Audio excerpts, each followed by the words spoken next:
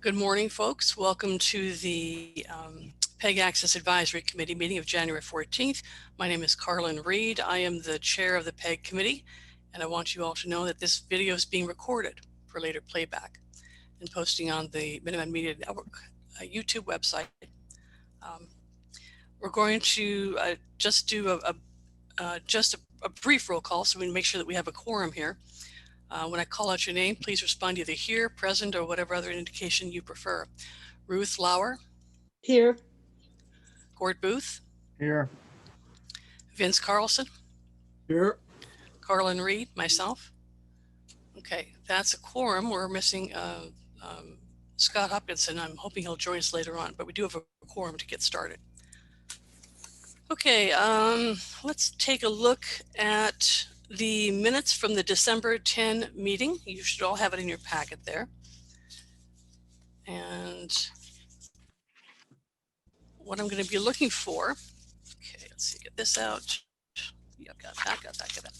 Looking for any changes or additions. So do I have any changes or additions to the draft minutes from the December 10 meeting?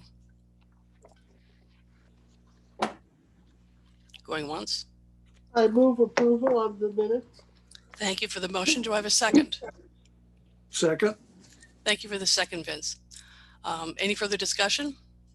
Seeing none, all those, we'll do a roll call vote for this, for approval on the motion to approve. Ruth? Yes. Gort? Yes. Vince? Yes. And I, Carlin, say yes as well. So the motion passes. Okay. All right. Thank you all very much on that. Check that one off. Next thing I just want to note, the next couple of meetings down here are February 11, March 11, April 8, and May 6 via Zoom. The starting times will be 9:30 in the morning, running till 11 o'clock. The town meeting is June 13, and the enterprise hearing, where we discuss this, the enterprise budget, is May 11. Well, Phil, I want to do a quick introduction. Carol, you're new to our group. Would you please take a few moments to identify yourself and tell us your interest in this meeting? Okay, I'm Carol Cushing, and I'm on the board of the Council on Aging. And it was suggested that the council might be interested in hearing what's going on with PEG, and maybe we might have some input for you in the future. So, very good. I just want to be introduced to the meeting and what you're doing. Okay. Very good, Carol. Thank you very much for coming. Appreciate it. Okay. Also with us, Tim, I know that you're here as well, and you're the town administrator for the town of Carlisle. Thank you for joining us today. Appreciate that. Okay. All right, Phil, I'm going to turn it over to you to do the quick, or to do whatever you want to do for the Minuteman Media Network update. Fire away. And do whatever I want to do. Okay. And sure. remember that we are being recorded. We are being recorded. Yes. Just obviously the past 28 days have been, we've had holidays, so things were kind of quiet for a period of time. But just very quickly, looking at the last 28 days statistics, and again basing this on YouTube, we've had well over 13,000 views on our YouTube page. 41 municipal programs have been uploaded in this time period, a couple sports with a few more sports games to be uploaded, a few holiday videos, music video, which has garnered a lot of attention with the community here and abroad, really. Certainly one of the more popular things that have been put up. And of course, that was a project I could talk about a little bit more if you'd like. Also, just so you know, the information about the position. Again, I know there's always interest in that. Nothing to report on that as well, the education position that is. So, and we also have one of our staff members who's on leave this week, which of course is, understandable. He's taking some time off, but on a whole, we have a lot of requests, a lot of things that are taking place here in the studio. Well, not in the studio, but with the staff as well. And in fact, this afternoon, we'll be talking with town officials as they start talking about the new COVID station that's been put here in the high school parking lot. So we're going to get a couple interviews with some of those involved. Not quite sure how that's going to be distributed, but we definitely want to document it for historical purposes. And that's it, really.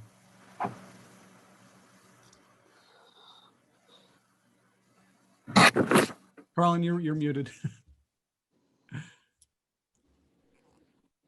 Nope. Hoisted on my own petard. Just wondered, Phil, how the interview for the COVID is going to be going. The testing center. You mean how we're going to do it? Yes. Not 100% sure. Probably we'll be standing outside with maybe like the chief of police, chief of fire, and distance of 6 feet plus. That's my guess. I'm not 100% sure. Again, that's still being finally determined, because I know there were some questions about, would we go into the building or do this outside of the building? Probably wind up being outside of the building for our sake. Mm-hmm. Mm-hmm. And then the production that was on just recently, posted on your video, You Lift Me Up, that's gotten a lot of looks, a lot of likes, a lot of good reports, hasn't it? Yes, again, that was a project. The school, Deb Smith had approached us, probably it was in the middle of September, because the idea was maybe to film it in October, which we did at the end of October. I think they were hoping to have a little more foliage and a little more color in the area, and of course at the end of October things were not as beautiful as they would have been maybe a week or two earlier. But again, it was a big effort with the school. We also worked with a gentleman by the name of Joseph Marr, who is, I believe 2 of his sons have gone or are going to the high school here. He's also involved in this industry, so he was able to add a lot of ideas. It was his vision really, in terms of the whole production of things. We supported. He also was able to contact a few people. I think he has his own production company, and a couple of videographers were provided with us. We also worked with the town lighting department. They also provided some assistance as well. So it was really quite a effort to do this production. Isabel Germino was our primary camera on this, as well as the editor, and she spent a lot of time working with Joseph. And again, this was all done remotely, so she was on the phone. I'm not 100% sure how they were doing a screen share. I know one of the functions of Adobe Premiere does allow that, so I believe we can, if you're interested, we could probably even get just like a little update about that at some point. But again, well received. And there is a second video to that. So, it's it was a great project. And from my involvement, obviously it was like nothing to be considering Isabel and Mark Pauly from our staff had a lot to do with again just coordinating, filming, principal videography, editing. So yeah, it was something else. Great. Okay, questions for Phil. Anybody have any questions or comments or observations? Oh, come on, don't be shy. This is the time when you get to talk to your station manager. Thank you very much. Vince, go ahead. Phil, on that, You Lift Me Up, the fellow that did the mixing and the syncing, he's, I know he's got his own operation, but he's associated with the school somehow, isn't he? You're talking about Joseph Marr? No, the guy that did the lip syncing and the audio mixing. You're referring to Owen, I believe. Yes, yeah. Yeah, very capable guy who works in the recording studio at the high school. Oh, he does. Is that Correct. Something related to the students, or you're? Yes, yeah, it's a school endeavor. Thank you, Court. Okay, other comments, questions, observations? Ruth, Matt, come on, don't be shy. Court. All right. I am just curious about looking ahead, what kinds of programming. Again, we're going to continue to be in this kind of a COVID mode for a little while. It's great to keep people's spirits up with, other kinds of programs. So I'm just curious. One other thing that strikes me is just the amount of the government meetings that were recorded, and if there could be some kind of digest slash highlights. I mean, I know up until now, especially on the government channel, that the Minuteman Network has kind of stayed away from any kind of editorializing, but even just, there are key things that happen every week, and just to just have, instead of going through hours of meetings, I know that these things are being posted. There's probably like 10 minutes of stuff each week that would be really actually very valuable for the public longer term. Matt, that's a couple of things. Of course, we are a public input facility, so getting the public to contribute. I know, obviously KPRW, I hope I'm getting the abbreviation correct, was doing that, and with COVID restrictions and things, that has slowed to a trickle. But again, I know there's still interest, and in the meantime, there is interest. A couple local historians have reached out, and we've actually started creating a program which will premiere Monday, a historical talk, Concord Days, on Concord-oriented history. It's being done via Zoom. So there still is community involvement, although it's become a little bit less over these months. However, there's the Ag Committee has reached out to us because they're working with the National Park and some other partners for, usually in the springtime, they do a whole seminar series that, again, they're looking at different ways of doing this. And again, they're actually having a meeting this evening, a Zoom meeting this evening. So learn a little bit more about what they have in mind. The National Park on another level does work with the Friends of Minuteman National Historical Park, and they also do a winter lecture series. And again, they've reached out to seeing how they might be able to work with us to make this available to community members. And of course, the other thing is it could be beyond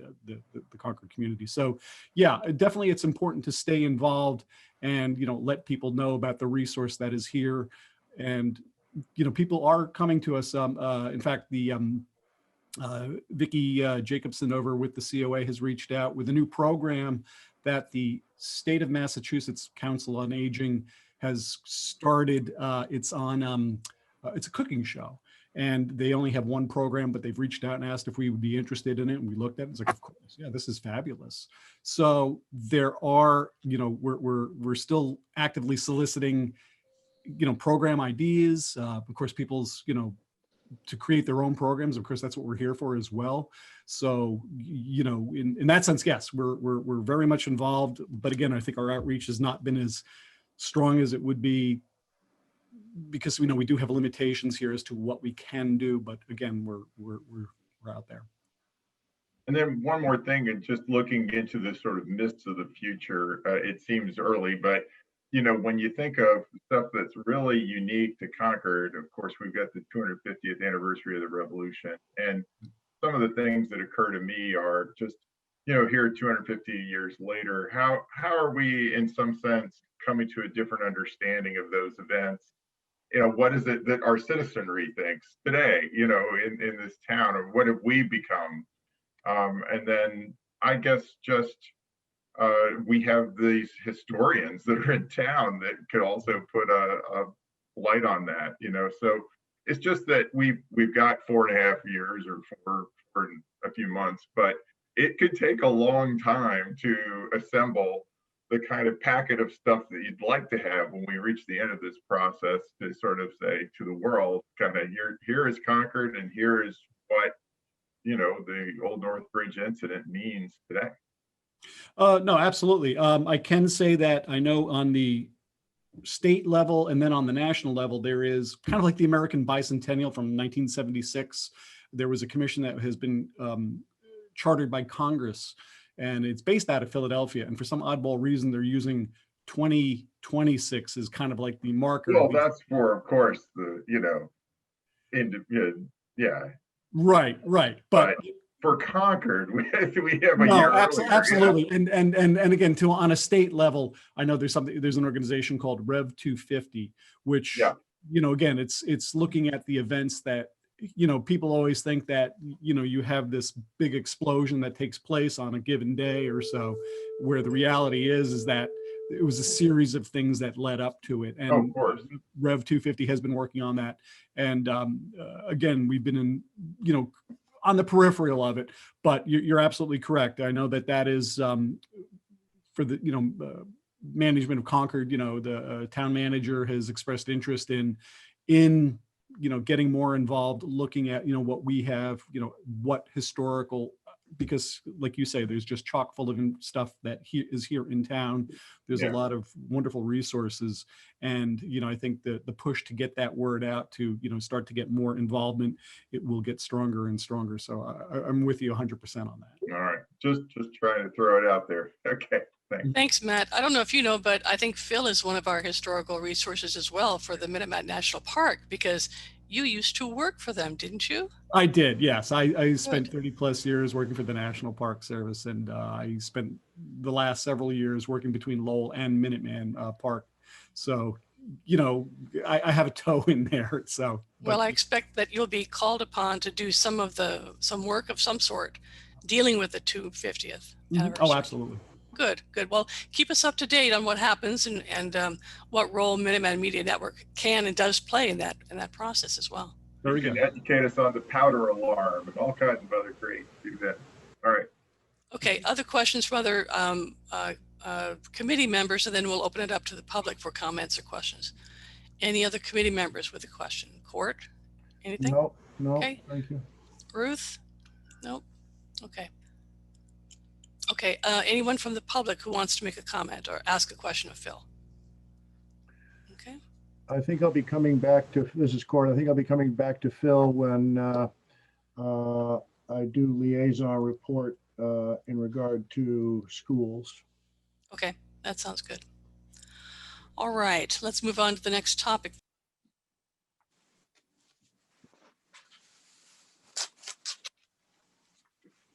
Here I go again. Okay.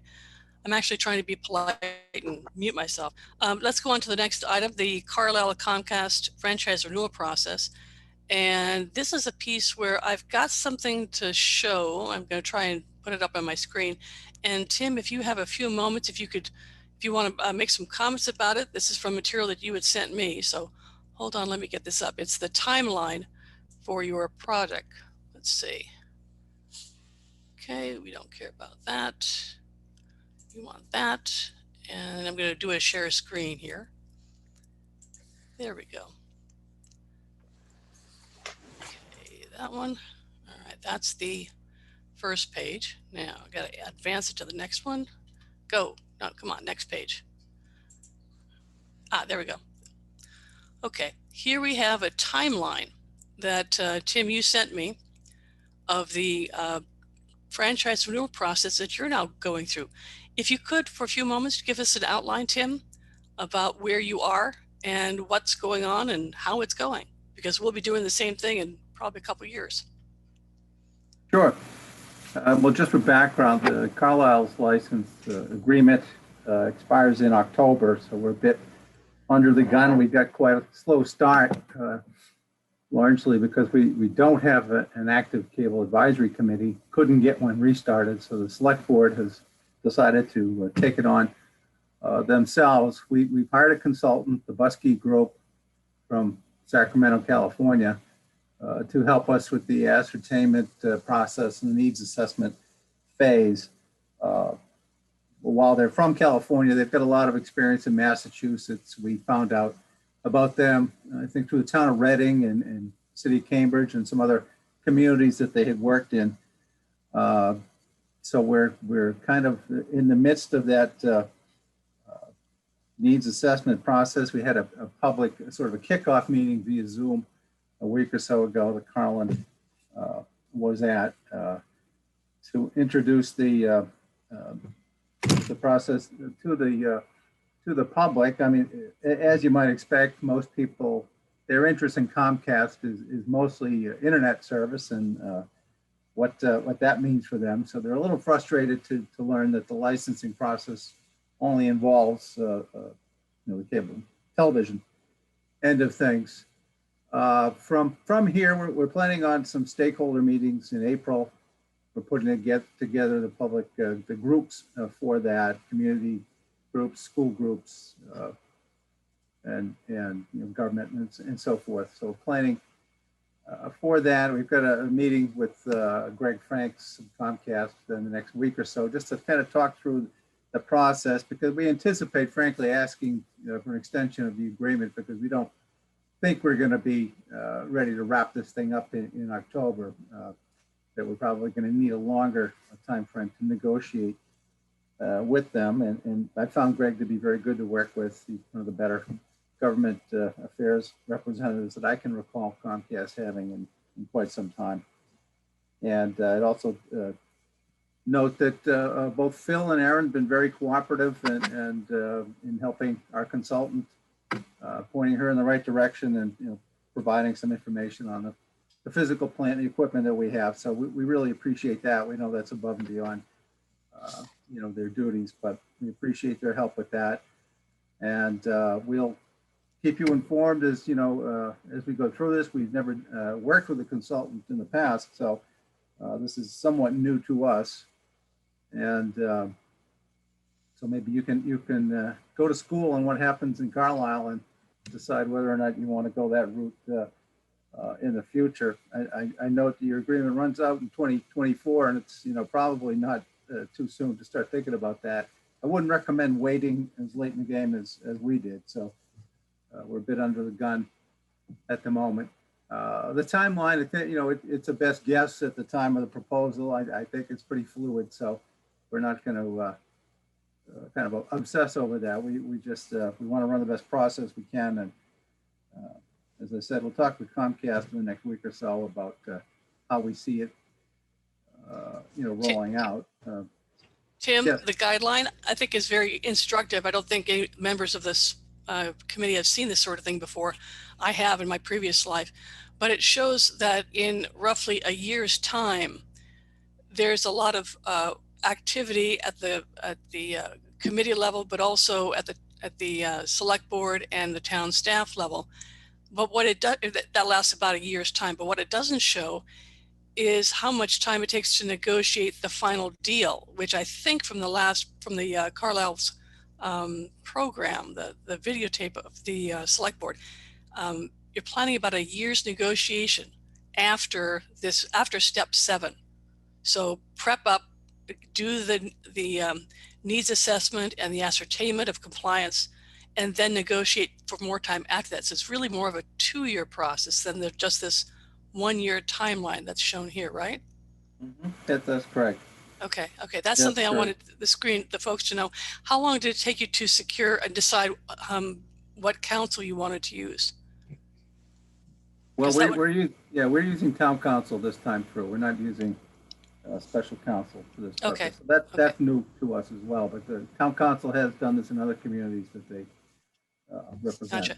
And so then the role of Buskey Consulting Group is to do. They're going to be doing the negotiation, though, aren't they? Not your town council? No. So far, they're only contracted to do the needs assessment and help us with the ascertainment phase. They may have maybe another agreement that they're involved past that, but right for now, they're only involved in this upfront piece. Okay. All right. Got it. Yeah. Okay.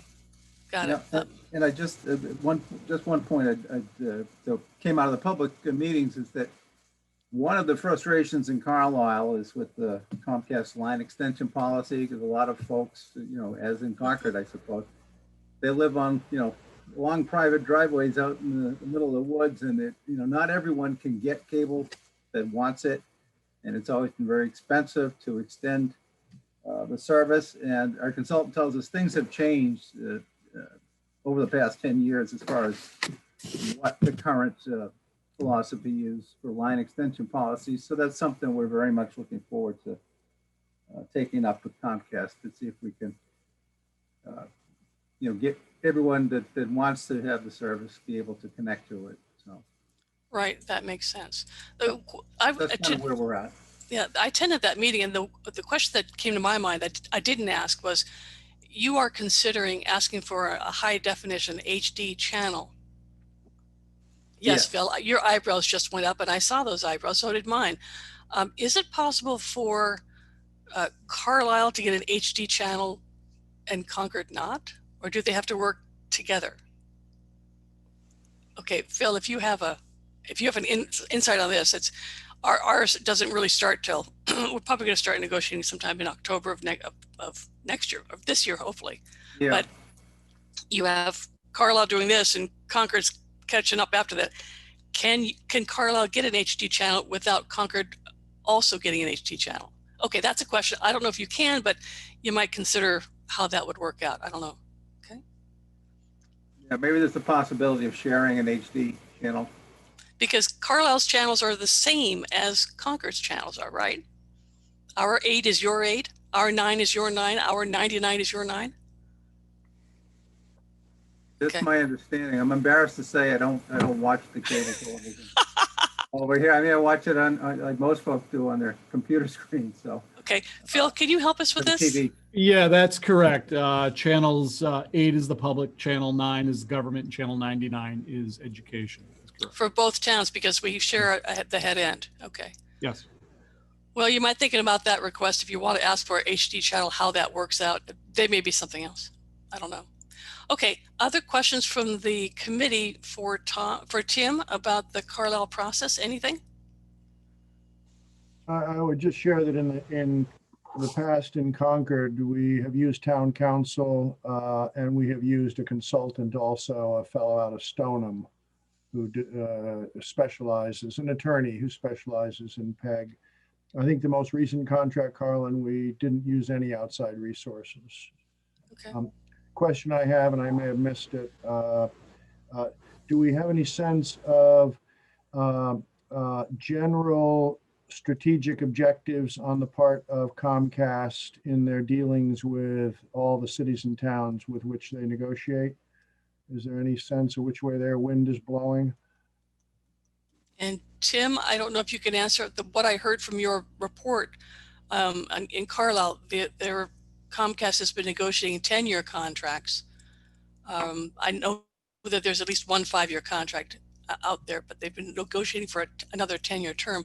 Beyond that, I don't know strategy. Have you heard anything else, Tim? Were you able to get anything else from that? I have not. No. Okay. And we know that 10 years is the longest period of time that town meeting could enter into a contract. Am I right, Matt? I think Matt? so. I believe so. Yeah, okay. So what they're doing is reducing their contract negotiation costs at the risk of negotiating further out into some unknowns. Interesting.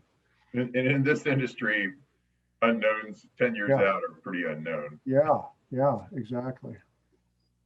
There was one point that your consultant, Tim, made, which I thought was, well, several points, but one in particular, try to get terms in that agreement, the renewal agreement, that future-proof it by requiring the most up-to-date technologies. And that's kind of open-ended, but then it allows for that unknowns over the 10-year term. Okay, if you folks want to hear more about it, I suggest you look at the Carlisle Select Board video that's posted. It was actually quite good. Now, did we have a question? Frank, did you have a question? And Frank, when you unmute, make sure you give your name and your address, please. My name is Frank Breen, and I live at 48 Phillip Farm Road in Concord. Yeah, I wanted to ask Tim, I mean, I assume Carlisle does not have Verizon Fios service in the town. That's correct. Yeah. And then why don't you have that? Why don't you have Fios like most other towns do in the area?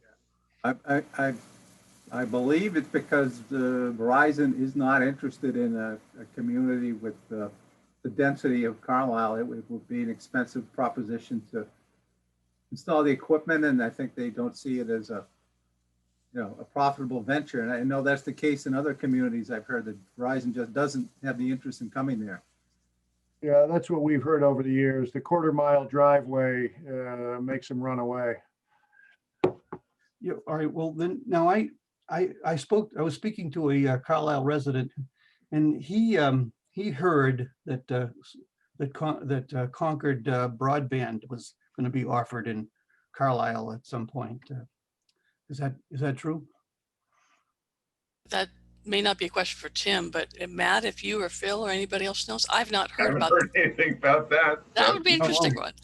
No, in fact, I think that'd be a non-starter until municipal light plant can get into more Concord properties than they are now. Yeah, I Okay. understand Concord, that they have a 95% penetration, but they still don't have that 5%, Yeah, which I think includes the Muse, for example. yeah, they don't penetrate in my neighborhood. That's an issue. Yeah, But yeah. but I mean this fellow is pretty creditable, so I don't know if he.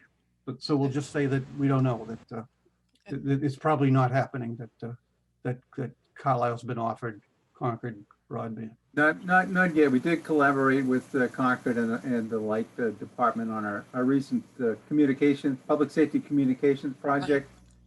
And so I think there's some capability that was installed, but it's a discussion of whatever services might be rolled out in the future hasn't happened yet. Yeah, I remember that. It was something, I think it actually connects up to the Intersnack Hill Tower here on this end. Yeah, okay. Okay. You may find, in communities that are more rural, that eventually the wireless communications may end up, with higher bandwidths, starting to get into some of these areas that have traditionally not been the province of wireless. Okay, any other questions on the Carlisle Comcast franchise renewal process? All right, let's go on to the next thing. The next item for the topic is discussing our goals and possible charge revisions. And for that, I'm going to do this screen share thing one more time. Make sure I can get it. Let's see, move you to the next one. Okay, good. All right. And something I want to show you here. Let's see, let's go back to that. Yes, that's good. Okay, here we want to go to this one. Okay, this chart, it's kind of small, but I also sent it in your packet. And what it shows is a bunch of data that I've put together. Part of this discussion about our goals is our ability to look at the finances and the progress of Minuteman Media Network. And Phil, this is kind of a heads up to you in particular, because it's January and we're looking towards being able to see the town's MMN budget before the enterprise hearing. So before the May 11 enterprise hearing. What I've done in the past is continue this particular chart from year to year to show various things. The packet that you all received has additional information about subscribership and revenues, but this particular one is about the budgets as they've evolved for the studio, fiscal year 2007, 2008, 2009, 20, and 21, in terms of revenues, expenses, and the fund balance. The PEG fund balance has grown from 1 million to 1.4 million over that time period. This also shows a comparison of revenues versus expenses over the last 3 years. And it also shows a graphic of the PEG balance. But I included here something, and this was particularly for everyone's benefit because Phil already knows this stuff.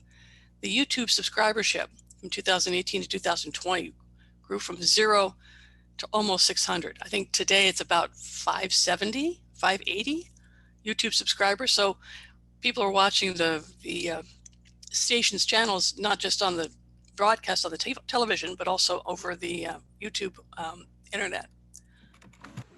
So that's part of it. And Phil, you probably don't know this now, but do you have any idea when they will be able to see a draft budget from the about the program? No, I do not. Okay, all right. We have meetings in February, March, and April. The enterprise hearing is May 11. I would expect that at least by May 6, our committee would actually take some type of a position on the proposed budget that will go to the enterprise hearing. So if it's at all possible, I'd like to see a draft budget for what's going to happen for the next fiscal year,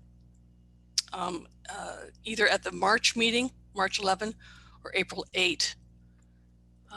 So just to give you a heads up, because I really would like to be able to stand in front of the finance committee, the FinCom, at the enterprise hearing and say, yes, we've reviewed the budget and yes, we approve it. I'd like to be able to see that, but I'm not sure our committee can do that until we actually see it. I mean, it kind of makes sense.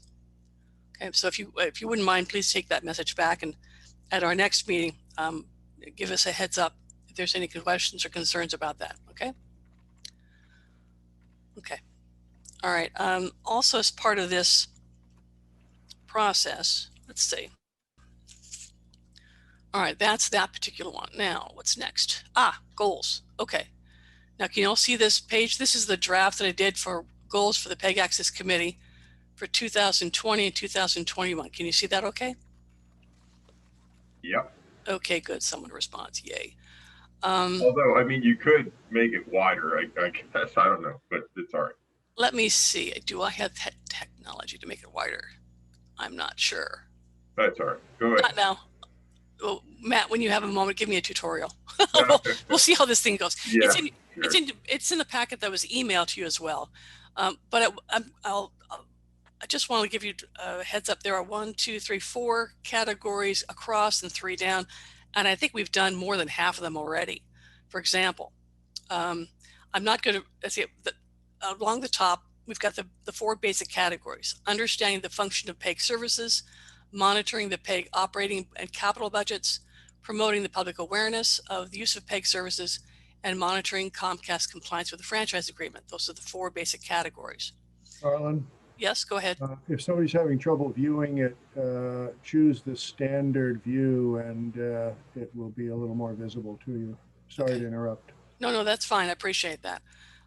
That one of the reasons why I put it on this screen is that later on, if you want to watch it on playback, you can expand it and do that if you don't already have the documents. But everybody here on this call, at least, has received copies of the document by email. Okay, so the ones of these, let's see, really 4 by 3 of these 12 squares of things for goals, we've accomplished several of them. We've held regular meetings, we've elected officers, we post minutes and review, and we're right now soon going to be reviewing the PAC charge for possible changes. Continuing across to the right, we've just reviewed Comcast's revenue statements. That's part of the packet that I sent you. Last month, we helped Concord subscribers resolve a Comcast complaint. That was actually Nancy Pierce's issue. And Nancy, thank you very much for bringing it to us. And then also at the last meeting, we reviewed Comcast cable rate card and data regarding subscribership rate increases and revenues. That's also in the packet that I've sent you there. So from that perspective, we've done everything that goes across that first row of possible goals. Now going down, starting from the left corner, again, we've held meetings. That's the first square. Second square is reviewing cable and online viewing statistics and looking for trends. We've done a little bit about that. Phil, at any time you want to give us more information about the number of subscribers, the number of views on anything, I welcome them. I think that would be very worthwhile. So I think we've pretty much taken care of that one. And then the last one is to help MMN develop programming guidelines. We started that. We helped with one, the difference between P, E, and G. We can continue on with that process as well. Going across the bottom row, going from left to right, we've again helping develop program guidelines. Then we have the next one is discussing alternative revenue sources. We've done a little bit of that in last year. We haven't really talked about it much this year. Next one, we've prepared the annual report for the town and submitted that before December 31. And then the last one is monitoring and reporting on relevant DTC and FCC communications dockets. That's something that we have not yet done, but we can continue that in the next couple of bits. The middle row is the one where I think we need to do some more work. And part of that is, again, in the middle row, we've reviewed some statistics, reviewing the budget. We can't do it yet, and we haven't developed the recommendation for the select board. Next one over is helping to create a community development plan that includes the education coordinator. Kind of hard to do that without the coordinator. And the last one is meeting with the Comcast representative and a rep from the Department of Telecom and Cable.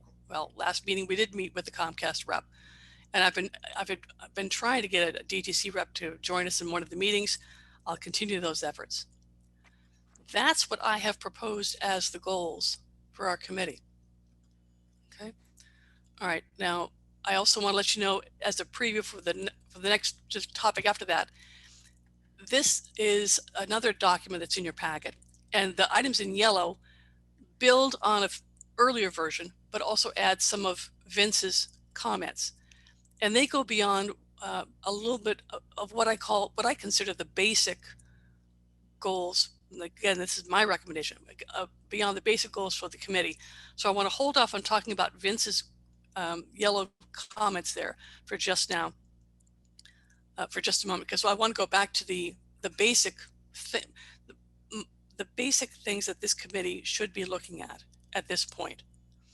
Okay, I'm going to stop share, and what I want to do now is to have some discussion with the committee members, because I'd like to see what you all think. Okay, let's see if that works. All right, I have people back together. Can everybody see everybody else? We're good? All right, let's talk about the goals. Because what I'd like to do ultimately is to take a vote and approve the goals as proposed or as we choose to amend. So discussion on the goals, please. Okay, Ruth, you want to take the first stab? Thank you. Just one point of process though. Sure, So, Matt, go ahead. Carlin, you're also suggesting that it's going to be a discussion of the charter. Yeah, that we're not going to vote on. That's going to be after we finish the goals. It seems strange to me that, like, if there's revisions being proposed for the charter, wouldn't that have an influence on what the goals would be, as opposed to set our goals and then, you know, look at the charter. No, I understand. If you notice, in one of the goals, it was to discuss the charge, not to resolve the charge. I suspect that will be a discussion that will take up a good part of the February. That'll be the focus of the February meeting, and probably part of the March meeting as well. So the idea is that the current charge is a given here. Correct. And, you know, we're rolling through the rest of this year and then looking at the charge for relative to future years. I think that's accurate. Based on how we meet, I think that's a good approach on that. All right, thanks. Okay, Ruth, what do you think? We have looked at these goals. We have tackled these goals. I think we're doing very well. However, we seem to have some itchy points that it's not clear how we can resolve. For instance,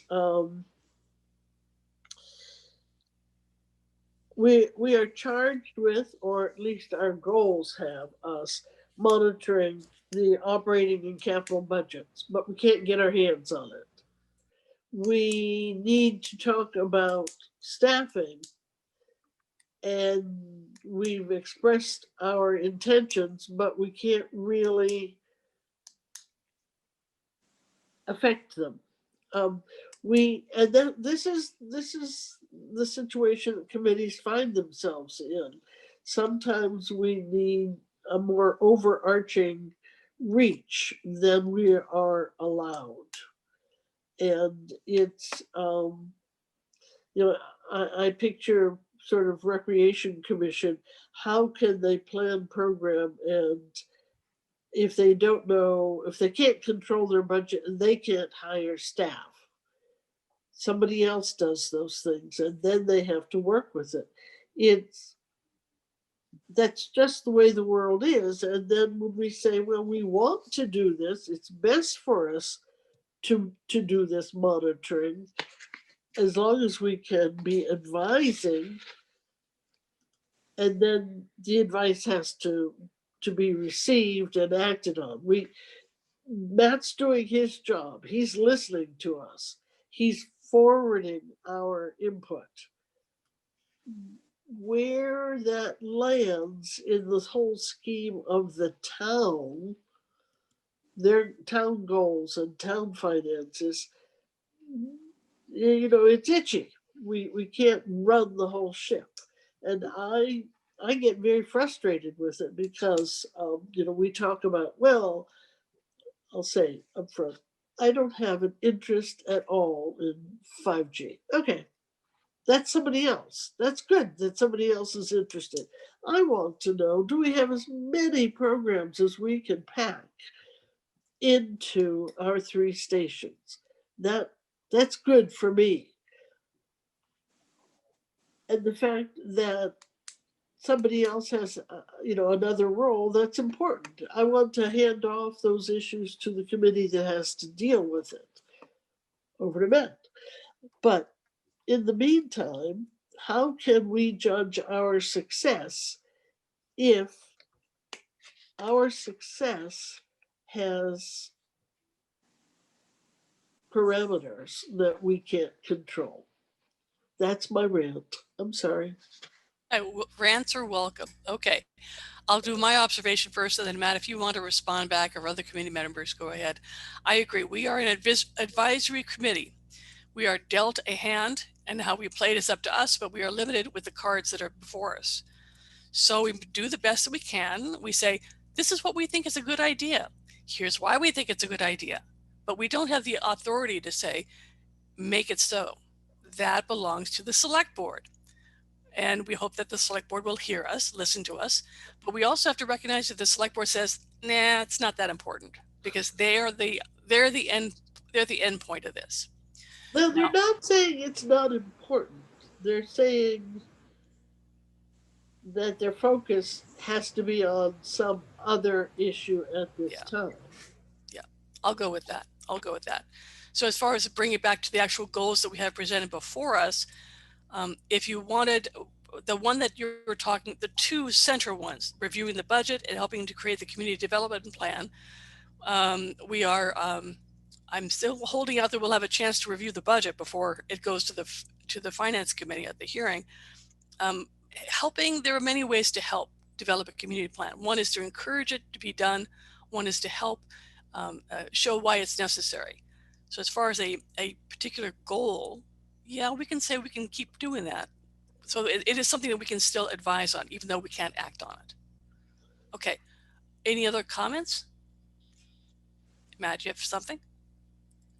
Well, just to state, I mean, Ruth is very familiar, as I am, as you are, working in town committees over the years, that you can't always get what you want. And, even when something's enshrined in a town goal, let's say like reducing mansionization, which was established in the 90s as a goal and was studied, with money and everything in the early 2000s. It took till 2016 to have anything on the books, that actually would do it. So, you're talking a 20-year process to make, significant progress. So we have to realize that we try to influence, we state our goals, we do our work, and hopefully eventually prevail, but it may not be, immediate. So it may not even be near term. It just, and I think in the meantime, just try to focus on the areas where you can be effective and get immediate results as well, and not lay all of your objectives on one thing that may be hard to reach. Good point. Okay, Vince, I'm going to call on you because you had offered some alternate suggestions as a way of my view of expanding what this committee is capable of doing. Do you want to talk about that now? Are you ready for that? Yes, well, I have a lot of boxes on there, and actually the only one that I'd like to make some comments on is the one about in the upper left-hand corner about better understanding the purpose, structure, and function of PEG access service and PAC's charge. So I kind of interpret that as meaning a mission statement. And then also kind of looking at the detail of the current charge. And what I've done in that regard is really just to pull up the detailed charge from the select board, on both the PEG Access Committee and several other groups and committees, including a couple from towns that seem particularly relevant to me in the way that they're handling their advisory committees there. But the one additional one here in Concord is the Cable Advisory Committee, which seems to wake up every time that a negotiation is due with Comcast, which is obviously coming soon. And let me see if I can share my screen here. I'm working on an iPad. All right, let me stop share first. Now, while you're doing that, Vince, you do know that the Cable Advisory Committee is what we're now called. It's now the PEG Access Committee. They are one and the same. So nothing will need to be recreated or revived to assist our process. Well, yeah, and indeed, there was so much overlap that Yeah. that makes a lot of sense. Let me just Okay. see if I can get this here now.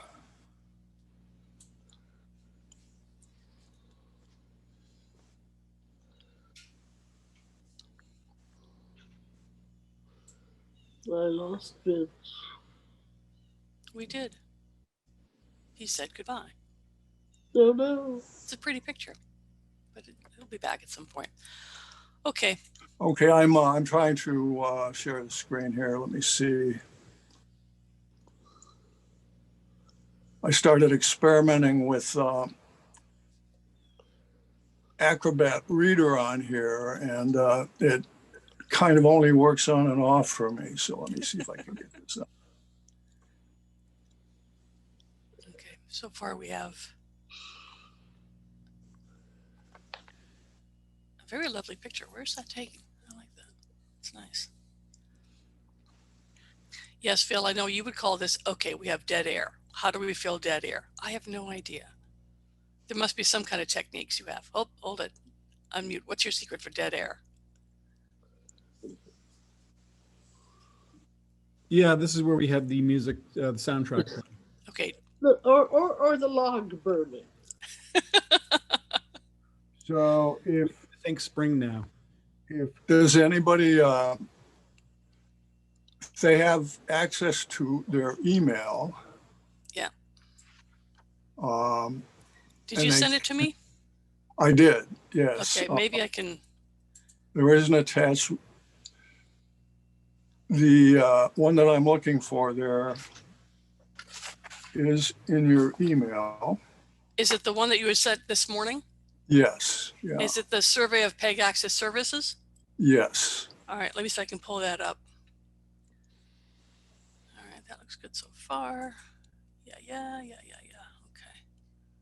Home. Okay. No, that's not what I want. Whose survey is that, by the way, Vince? Well, what I've done is I've included I think there's four of them. There's four different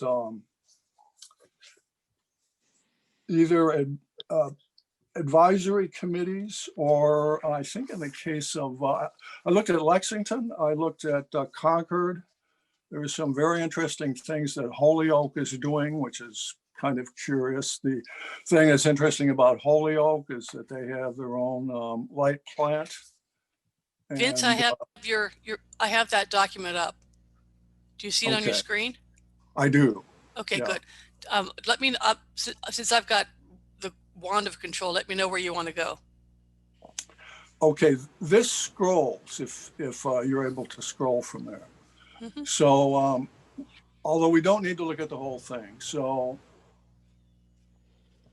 So where do you want to go? This is Concord. this is just on the top, the mission statement and the charge as it is on the town website currently. Okay, so I'm going to go through this just So- briefly to capture it on the Right. video. Okay. Okay. Now, one of the things that interested me about this when I looked at it again is actually it's very comprehensive. Okay, so the first one was Almost, Concord, PEG access. Now as you went yes. back and did the 2015 Cable Advisory Committee mission statements, their responsibilities. I'm not expecting everybody to read it right now, but when you look at the video, you can see it again if you want. And this has already been emailed to you. And this is Lexington's Communications Advisory Committee. Yes. Right. Yeah. Okay. Now, it's interesting, Lexington changed their, maybe if you scroll to the top of the Lexington one there, just to comment on that. Yep, go ahead. They recently changed the name, and I think it's basically for technology reasons. You know, that they wanted to be able to deal with both the wired and the wireless. Mm-hmm. They have a pretty full plate in terms of how they negotiate. They have, 3 internet providers in Lexington. They have a Comcast, Verizon, And RCN, yes. and RCN, and they spend a lot of time, I assume, on negotiating with their providers. Okay. However, they also seem to be looking forward to what's going to be happening with wireless. And the issue has come up here only in the context of antennas so far. But in fact, that is a negotiation that somebody undertakes. There's a significant amount, particularly of technical detail on what the options are on placement, kind of coverage, which is particularly relevant to 5G. And one very interesting thing that I thought came out of the audience when this last came up before the select board, not this most recent look at the Verizon antennas, but about 2 years ago, because Verizon has been looking here for quite a long time. A very astute member in the audience mentioned that, well, it's not only going to be a negotiation with Verizon, because there are 3 other carriers that are interested in having coverage the same as Verizon does. And this is primarily dealing with what's going to be happening with wireless. But Sprint, and particularly AT&T and T-Mobile, have already started advertising that they're coming in with their new offerings. And so there can potentially be really a lot of negotiations, at some point in the not too distant future. Okay, Vince, let's do this. Let's take 10 minutes more on this particular question. Then I'm going to call for a vote on the draft goals that I've presented. But for the next 10 minutes, let's talk about, and I would like everyone who's on the committee to give me their views. Do you want this committee to do more than just cable TV? Do you want it to include broadband? Because that's kind of where Lexington went, and we're right now at doing just cable TV. So where do you want the committee to do, not between now and the end of May, which is when our term ends, but in the next year? Should we do both broadband and cable, which would mean revising our charge and getting it past the select board to do that? Or should we just stick with cable? General basic question.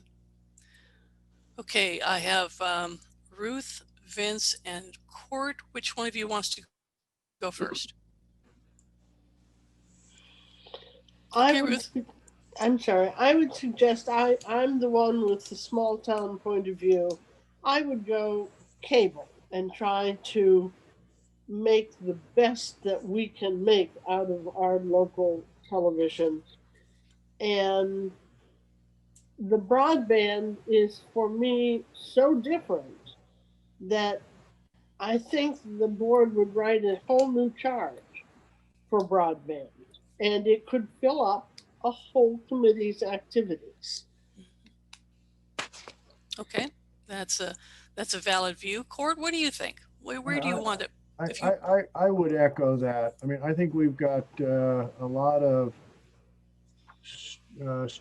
strategy and execution coming out of the light plant vis-a-vis broadband and wireless and our backbone. I think we need to do what we do well, which is try to focus on content.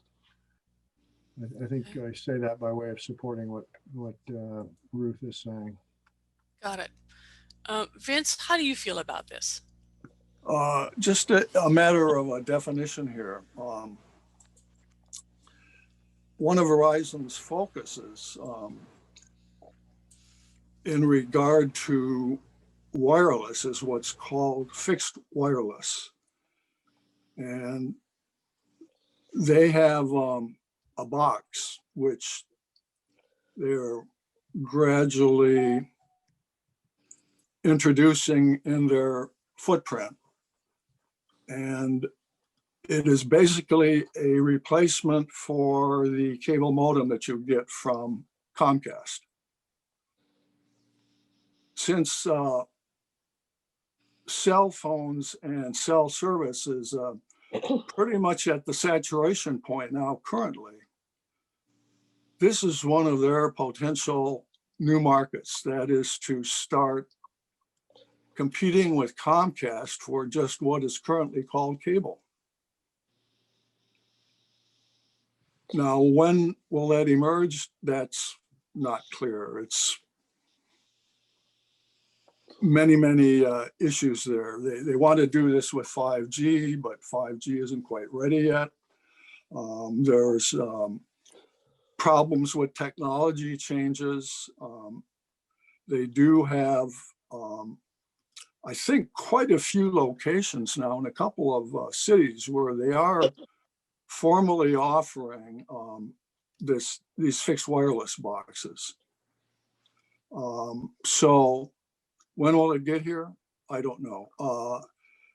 How long can we sit with only cable? Well, I guess the idea is to try to have a competitive marketplace so that there's not only one player in town who provides cable, and currently the only player in town that provides cable is Comcast. If you look at Lexington, for instance, where they have 3, you'll find that you can go 5 miles away from here and get your Comcast less expensively in Lexington.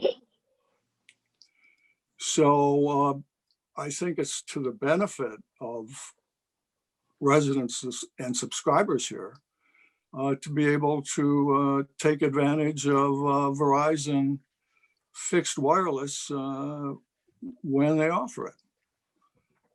It may come in a year, it may come in 2 years. There's nothing that we have to do to really, I don't know if there's a need to make a decision sticking with one or the other right now. No, we don't. I just wanted to see how you folks were feeling. It's pretty clear to me that in the next 3 years, 3 years, our committee is going to be having to work on the cable franchise renewal process. But I don't think that's the only thing that the committee can do if it chooses. As you can probably guess, I'm not going to be renewing my term at the end of this one. My term ends May 31 of this year. So it's going to be someone else who gets to take up the reins and decides the direction of the committee. And I could, if it were me personally, I'd say, fine. We know what we've passed the first phase, which was switching the cable TV service from a private nonprofit to a town-run department. That's been kind of what we've been working on really for the last 2.5 years, getting that up. Now they're running smoothly. We've got a really good station manager. He has a good crew. He's hopefully filling out his crew soon, but he's on the right target. We've got a program. We've got it on the internet as well as on the 3 channels. The station seems to be running fairly well. That's my personal opinion, not everybody else's, but my personal opinion. So we've passed through that first phase, which is the transition phase. Now the next phase is, okay, we've got this cable franchise agreement that has to be renewed. I just showed you what Carlisle is going through, and Tim's given us a really good explanation of here are the kind of steps, here's roughly the kind of timeline. That's what the committee can be working on for the next year, but it's not all that can be done. What I don't see is we don't have a citizen advisory group that's helping the town advise on internet access and broadband. But I don't know if the select board wants citizen input or wants citizen help, because that's what these committees are, is their way of helping the select board, or in the case of town manager committees, make the decisions. For the purposes of the last part of this this term, I'm going to propose that we stick with just cable. What happens after that, after June 1, I think that'll be for the next cable committee to decide how they want to proceed, whether they want to expand or remain as just a cable committee. So that's the perspective that I have at this point. Now, I've allotted another 4 minutes of discussion on this. Any reactions from anybody on this call? And in court, Matt, you've got the first dibs. Anybody else? And in court, if you're speaking, you're muted. All right, there we go. So I'm looking at the 12/30/20 draft. All right, I can get that back up again. Hold on. And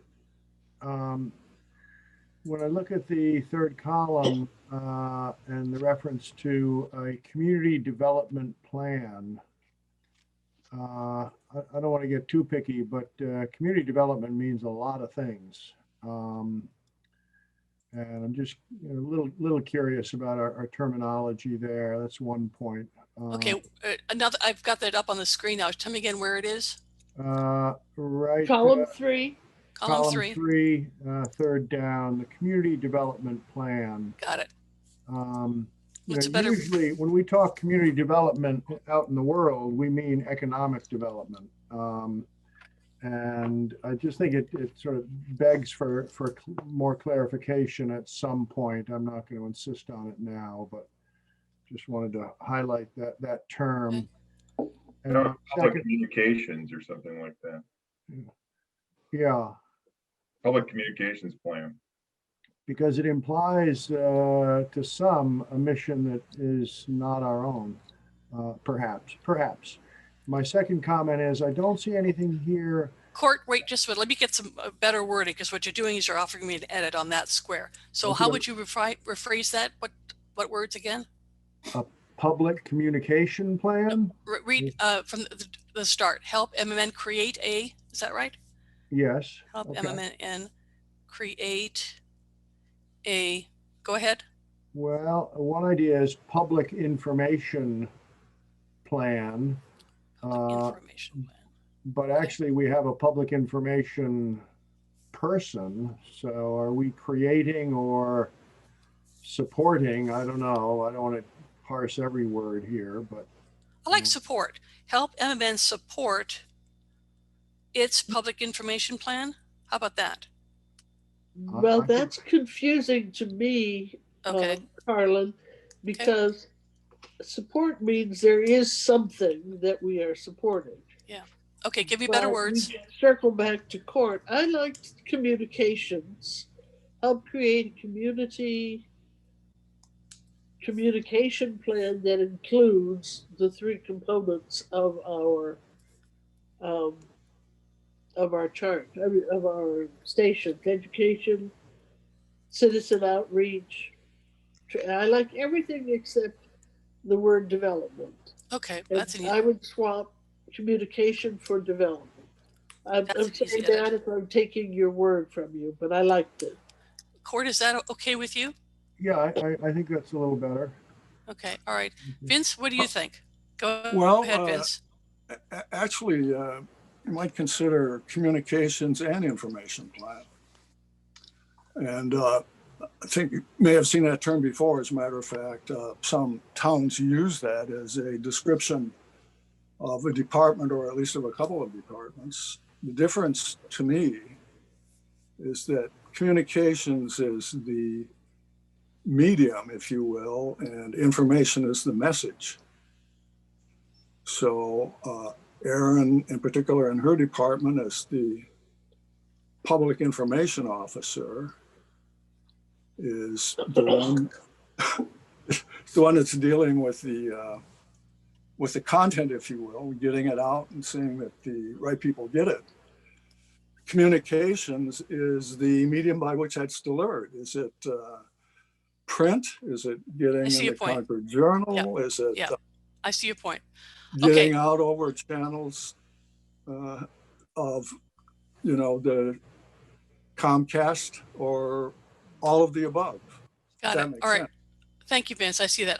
I see the distinction between the two. I don't have a preference on either one. Ruth, do you care whether we use just communication plan or communication and information plan? Ruth, what do you think? I don't mind the language. I don't mind the wordsmithing, but my instinct says this should stay within the committee goals. We are not trying to assign another department, the PIO, a job. Somebody else gives her job. Right. Okay. I agree. Court, how do you feel about just leave it as help MMN create a community communication plan that includes an education coordinator, citizen outreach, training, and content creation? I'm fine with it. Okay. All right. I'm going to suggest that as an edit to this. Ruth, can you help me make sure we get that edit in? Yes, we'll do. Okay. Now, unless there's other concerns from the committee members, I'm going to suggest that we take this, that I would entertain a motion to approve the proposed goals for the PEG Access Committee as amended, with the amendment being delete the word, with the amendment being delete the word development in that square and insert communications. Okay. Do I have a second? I'll second it so I can discuss it. Okay, thank you. Go ahead, Court, discussion. I see one piece still missing here, and Right. Maybe it's not in our charge, and that is, what is our obligation, if any, other than the annual report, for reporting out to the community? My understanding is none. Okay, then that's our vehicle. Okay. All right, so we have a motion and a second. I'm going to do a roll call vote on the goals with the amendment that we've discussed. I would say you do have reporting. It's in the annual report. That is charge, and you have accomplished. And the annual report is what we filed, right? Yeah. Good, thank you. Yep. Okay, doing a roll call vote in favor of approving the goals as amended. Ruth Lauer? Yes. Court Booth? Yes. Vince Carlson? Yes. I, Carlin Reed, yes. Thank you very much. That passes. Appreciate that. Okay, now time check. It's 10:48. We've got a few more minutes. What I'd like to do now is open up to the for the liaison reports and then do public comment. Now, Court, I think you said you had a liaison report or communication. Go ahead. Yes, I don't have anything from the school committee, but indirectly, I do in this way. The school committee is currently examining the education plan for the new middle school. The education plan is the document that we are producing through the school department, through the school committee, to the town's building committee. And consistent with the normal way of building schools with state help, notwithstanding the fact that we're doing it alone, the education plan is a narrative that can be translated and interpreted by designers to give us a site plan and give us a sizing and spacing and layout. In the most recent iteration, the draft refers to the idea that world language classrooms, 6 or 7 in number, would each have a small stage and each have a green screen. This was a document that came out a few days ago, still a draft. We hope to close out this draft process and approve it on January 26th, but it's open for comment right now. And the reason I mention this is there was public communication some months ago saying, think about a studio capacity at a new building in town. And what we see in this reference to small fold out stages and green screens for video purposes is what looks to be as close as we're getting to a reference to studio function or satellite studio function at the new building.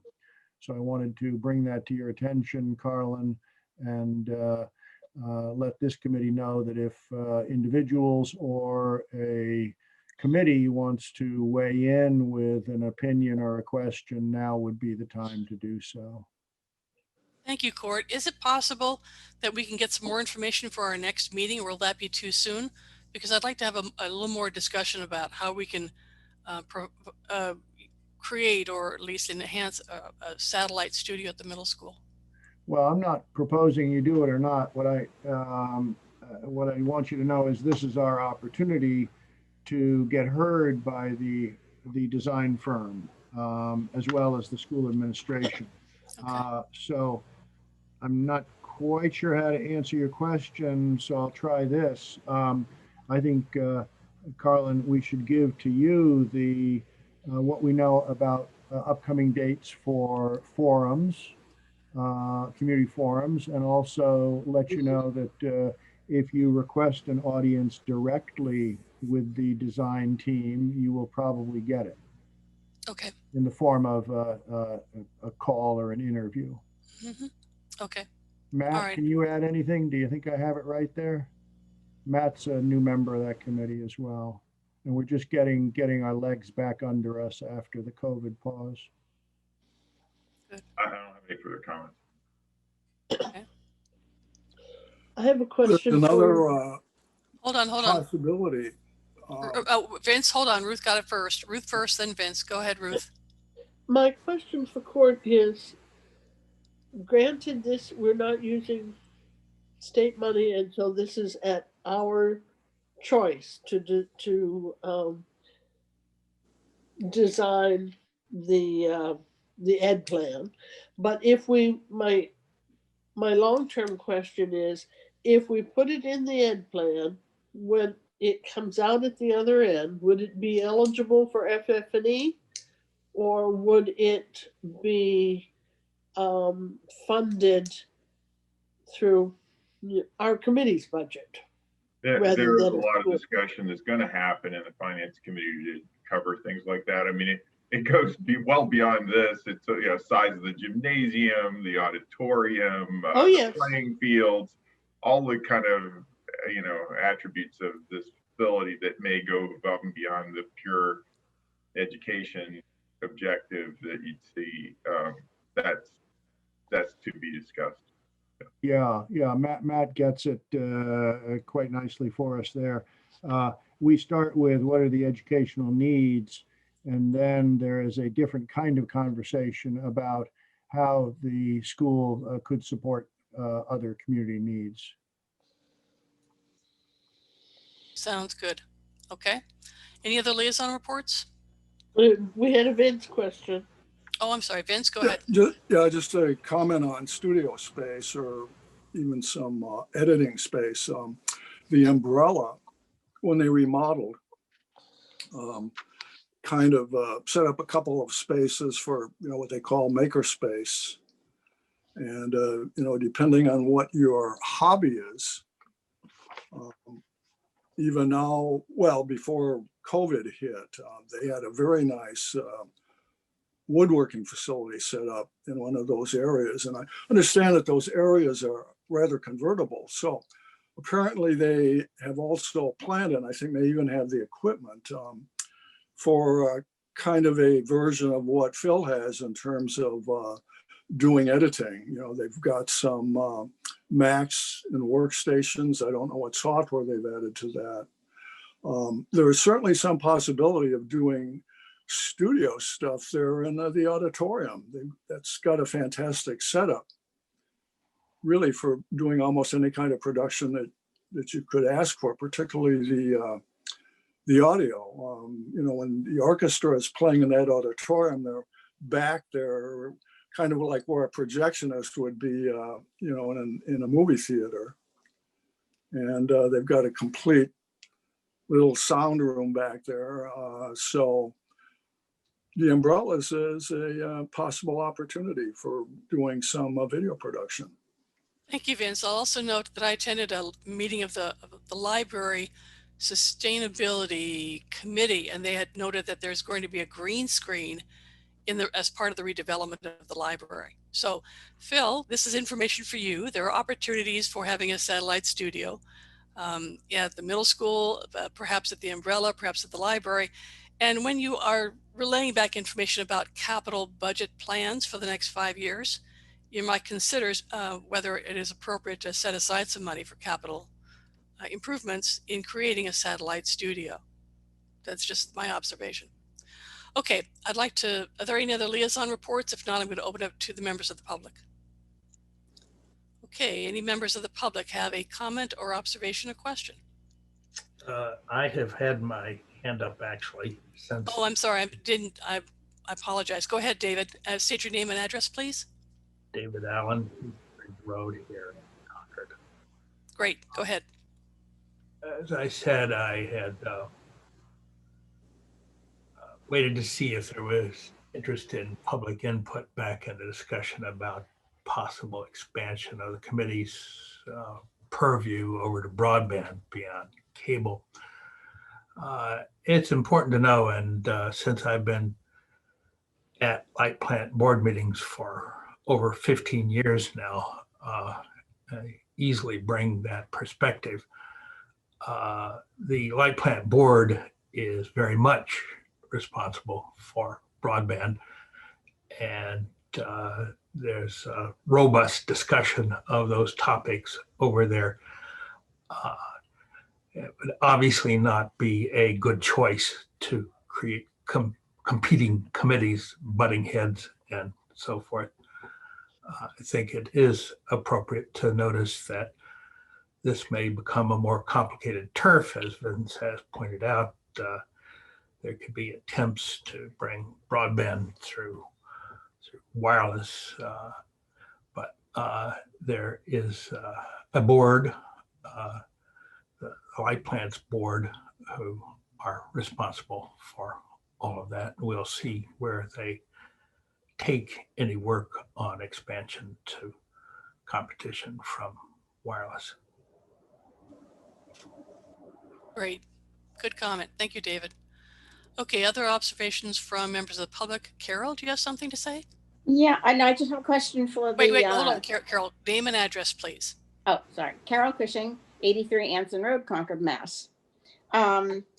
Just because I'm a member of the Board of Council on Aging, I was interested in Phil's comment about the Massachusetts Council on Aging offering a cooking show. Just wondering, is that coming up? And if so, is it coming up before our bulletin goes out to let the other COA members know about it? Right. So, so we received an email the other day. We reviewed, you know, what it is. This program that has been produced. They've only produced one of them, and ideally, you know, they're doing it in conjunction with something called Mass Access, which is public access nonprofit collaborative.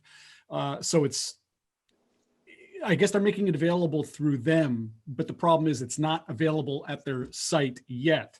So ideally, in fact, Isabel is actually reaching out right, you know, at this moment to get a copy of this program. It would be a monthly program as I understand it, approximately anywhere from 15 to 30 minutes in length. But that's kind of where we are. Again, if you go actually to the website, I can send it to you. There's just currently one video that they have up. Okay. All right, thank you. Thanks, Carol. Frank, did you have a question or comment? And again, name and address, please. Oh, my name is Frank Breen, 48 Phillip Farm Road, Concord. Yeah, one thing I'm curious on the financing of who pays for MMN, and I believe it's entirely by Comcast subscribers. Right? True, right? I guess that's true. So, but people who use the broadband, they can get access to MMN programming without paying for it. So I'd like to get the broadband too, so I don't have to pay for it, but it's not available in my neighborhood for some reason. And I just like to make that comment that why should the people on Comcast pay for it all while the whole town gets the benefit from it? It's just an observation, I guess, right? I think it's a valid observation, Frank. Thank you very much. Okay, we're about at the point where I'm just about ready to get a motion, accept a motion to adjourn. Is there any last observation from the committee members before we do so? Okay, seeing none. Can I get a motion to adjourn, please? So move. Can I get a second? Second, All in favor, do roll call. Ruth, Yes. Court, yes. Vince, Yes. and I, Carlin, say yes as well. Thank you, folks. This meeting is adjourned. Goodbye. Thank you, ma'am.